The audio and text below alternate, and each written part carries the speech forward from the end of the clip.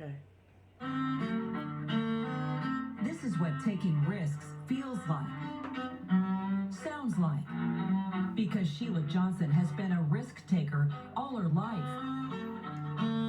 So it shouldn't be a surprise that she just learned how to play the cello during COVID.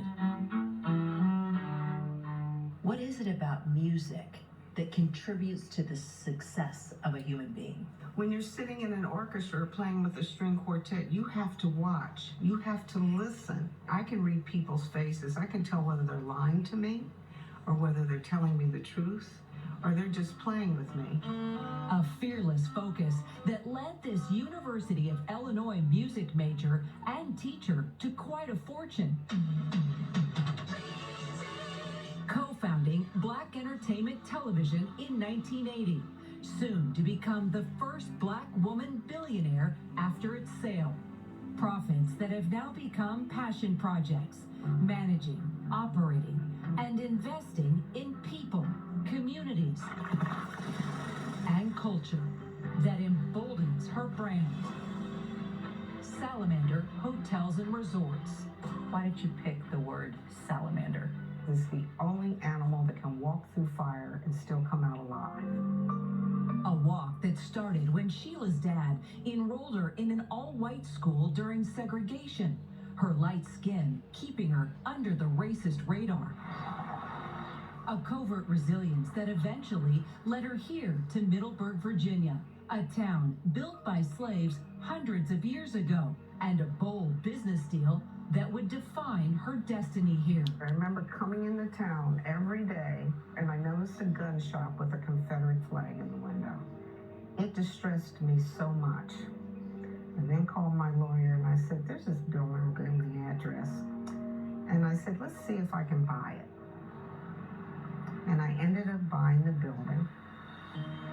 Flag comes down, I turn it into a market. From integrating and influencing the boardroom to the big boys to the owner's box, Sheila is also the only Black woman to hold a stake in 3 pro sports teams. I can be in a suite and there's all these white males up there and I'm listening to them. They have been out on yachts together. They have played golf together. And I remember one time there was another deal going down in that box. And I went over to them and I heard them say Michael Jordan's name. I'm like, whoa. How many females do you have invested in this? And they go, well, no. I said, I'm investing. Well, we've closed it. I said, no, you're going to open it back up. And I became an investor. From a man's world to mentor, Johnson hasn't just invested in sports, she's invested in women. How did it make you feel to see your players protesting for social justice?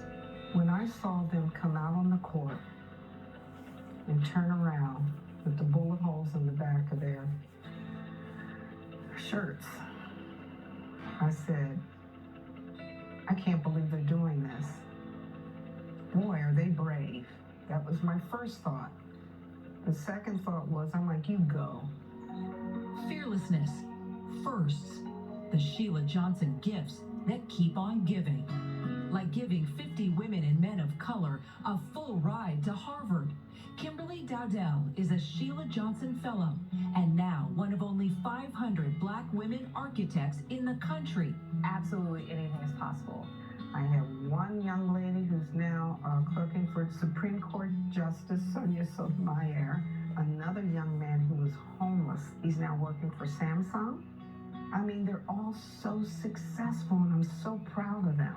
Sheila's mantra, you invest in the person, they invest in the world.